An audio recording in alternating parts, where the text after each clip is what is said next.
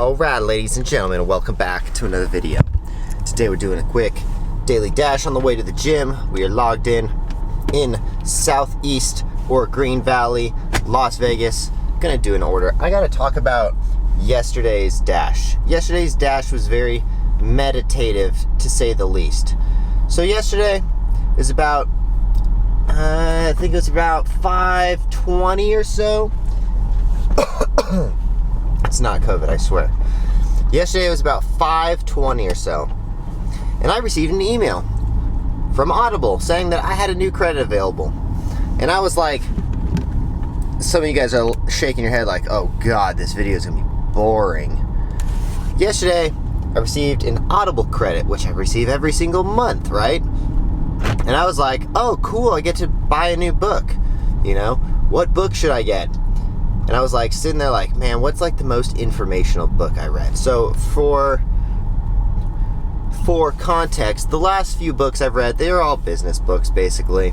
Like if we look in my library, the last 3 books that I bought was Profit First 2 months ago. Grant Cardone's 10X Rule was last month. And this month is Retail Arbitrage in 2019, which is basically a book for people who sell stuff online, which is me, like the epitome of me. I sell shoes online basically. We design them, we create the shoes, we buy them, and then we sell them. And this book goes through all of the steps of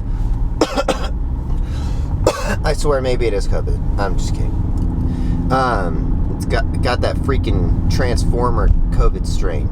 Anyways, today or yesterday I got this book, and you know what? I started listening to it, and I was like, yo, these first like 10 minutes are really good.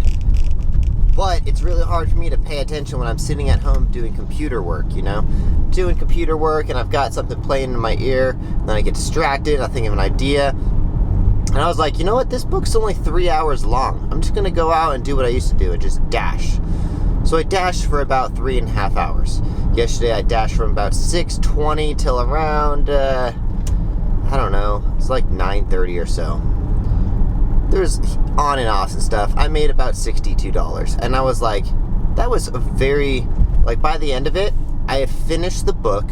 I just had one earphone in and I basically listened to this book all the way through. Super informational. And I was like, full of ideas by the end of it. And this is one of the best things about being a delivery driver is you can learn on the job. You can learn so many new things. Like, I have 3, if not 4 Audible accounts. I used to just make a new one every month and then get the free book and then make a new one the next month. But now I got just one, and I've been a responsible Audible user, and I've just been paying. Ooh, look at this. McDonald's. Perfect on the way, $5. This is one of the greatest things about doing delivery driving is you just get orders that are on the way. I don't care if it's $5.50, it's 1.8 miles. And it's on the way that I was going anyways. Jesus, that guy needs a new truck. I'm sorry. Oh, he's selling his truck, by the way. There's no way that thing is worth $2,000. Anyways, yesterday I read a book, or I listened to a book. I like to say I read, but I listened to a book all the way through. I made $62 in the process. It was quite meditating, to be honest. I was really into it. It was the first time that I've really been into, like, I'm just sitting there, like, super into this book, you know? There's no better way to shut your brain off and listen to things than doing delivery driving, because, like, there's not much else going on. All you gotta do is accept an order, go pick it up, go drop it off. It's a very easy way to get your mind off of things, especially for me as someone who sits in front of the computer all morning and all night, basically. Like, I just sat in front of the computer for about 3 hours and was trying to set up all these Amazon selling accounts and all kinds of stuff. Anyways, it's a very, very meditative dash, to say the least. I learned so much. I made pretty much all I would need to make in a day to survive. Like, basically, back in the day, when I was full-time dashing, I would just make $70 every day, and I would try to get ahead. You know, I would try to make $100 here, that way the next day I only had to make $40. But that was my way of getting by in the beginning phases of my entrepreneur stages, you know? And especially when I first started dashing, I was just trying to consume as much information as possible because I had never owned a business before. I was like, man, I got to read a ton of business books in order for me to succeed in business, because I didn't have like any background in running a business. Basically, I had worked pretty high up in Razor, like creating social media content and all that, so I was very fluid in marketing and product design and all that stuff. But I was like, man, I gotta read some books. And yesterday, man, I read a book all the way through, and I even restarted it this morning because I was like, man, that book was very good, you know? So I would highly suggest to everyone, if there's something you want to learn, just look it up on Audible, or sometimes the books are even free on YouTube, and you just go and you can just read the book for free. It's like Rich Dad Poor Dad is one of the ones that's free on YouTube. So, and I suggest that to everyone, especially as like people who are just getting into their finances and really want to take control over it. Some people say Robert Kiyosaki is a bad person to listen to, and I gotta be honest, his information is very bland. He does not put out the most informational information. It's just kind of like, do this, do that, blah, blah, blah. It's very vague, to say the least. But anyways, be right back. I just pulled up to McDonald's. Let's pick up this order.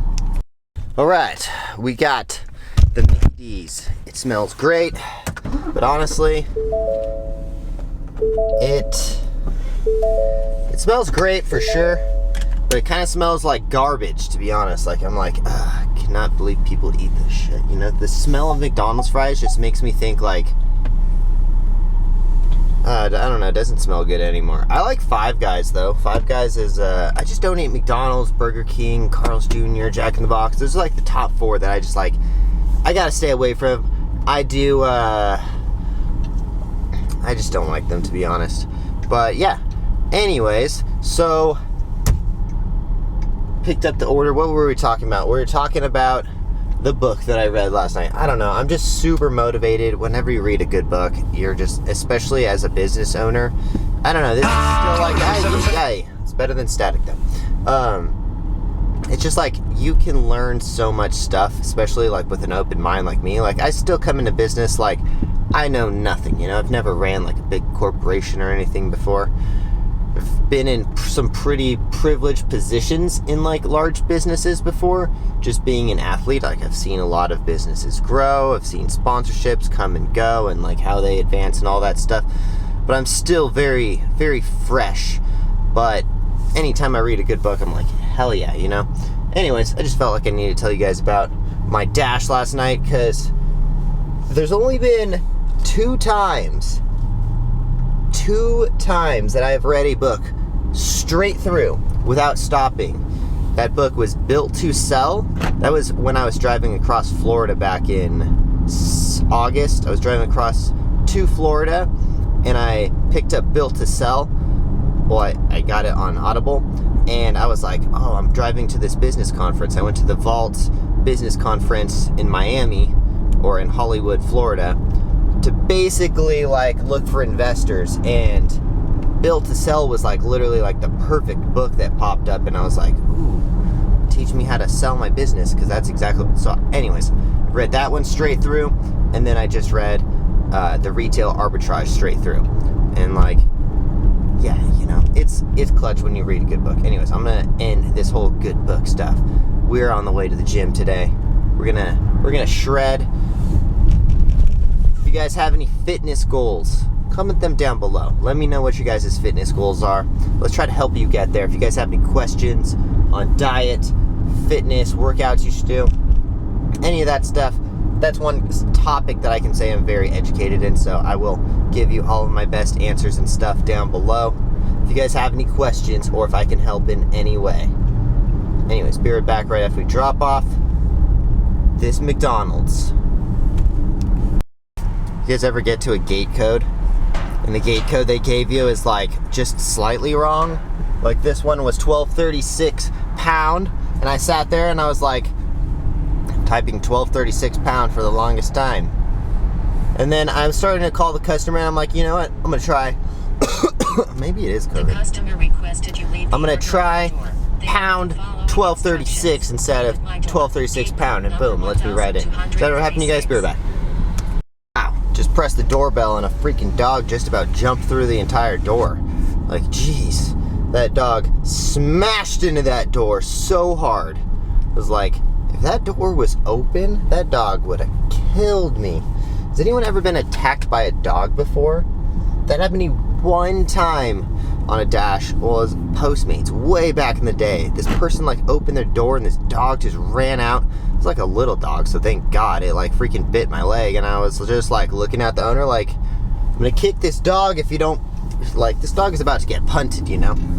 Anyways, thank God I was wearing jeans, and thank God that dog was tiny, because I would have been pretty pissed if it was a big dog, you know? Anyways, has anyone ever been attacked by a dog on a dash before?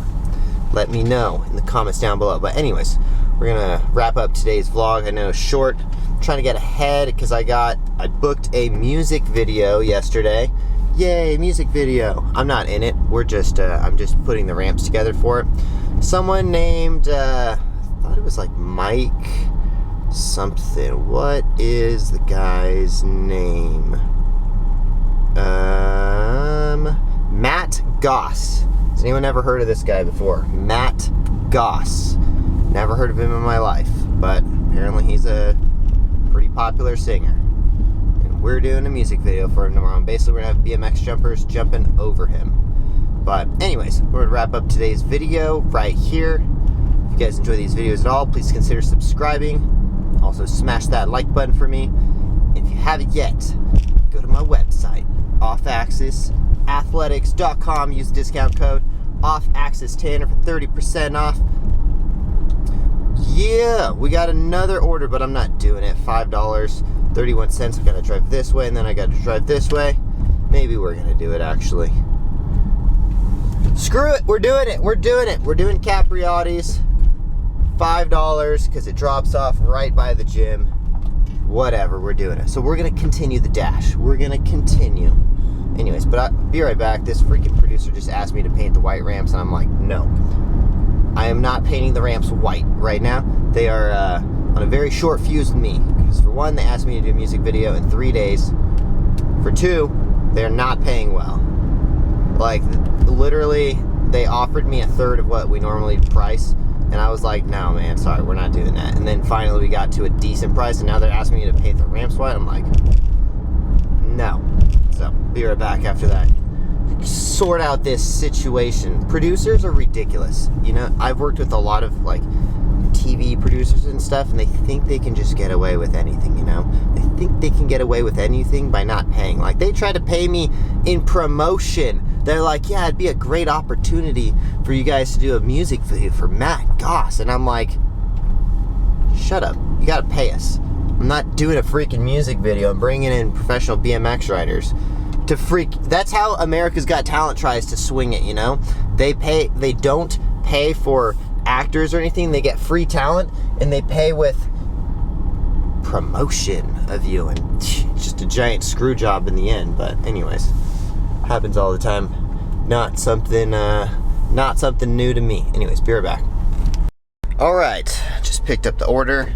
Apparently, I'm the second or third dasher that was supposed to pick up this order. I wonder why it wasn't picked up, because that was super easy. I like walked in, it was ready right there on the counter. They're like, oh yeah, this order's been sitting here for 20 minutes. I was like, oh, great. Now hopefully customer doesn't reflect that on me or something, you know. But anyways, it was supposed to be picked up 18 minutes ago, actually. 18 minutes ago is when the order was supposed to be picked up. So yeah, I was probably sitting on that counter for like a solid 20 minutes or so, if not more. But Tanner here to save the day, baby. Anyways, I'm about to make an illegal left turn. I'm gonna put my camera down so there's no proof of this.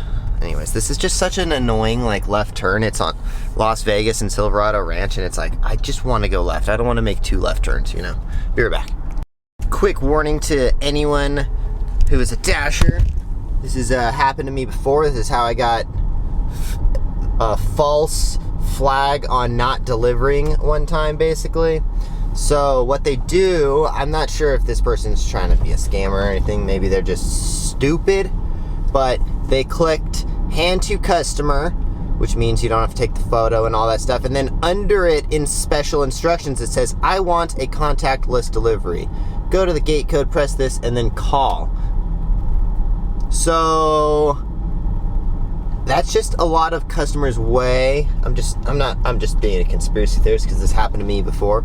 But it's a customer's way of getting away with not having proof that the order was actually delivered, basically. So it's like, if you want a contactless delivery, then you should select contactless delivery instead of hand to customer. Duh, there's an option for that. I've ordered Doordash before. It's not very hard. But anyways, all right, that's what we're dealing with. So make sure if you ever do one of these, you take a photo of it on the porch. Anyways, just do it on your camera roll. Trust me, there's a chance it's gonna bite you in the ass if you don't. Anyways, I gotta find this freaking apartment number. I hate apartments. So annoying. Right, we dropped off the order. So that building right there. Anyways, we are $10.81 richer. Big money, baby. We are rich. Anyways, now I'm actually gonna wrap up the video because I already ended my dash. Because I gotta get to the gym before this pre-workout starts making my face itchy. Anyways, we'll see you guys next one. Thanks for watching. Do all that stuff I usually tell you. Subscribe, thumbs up, bing, all that. Anyways, peace, guys.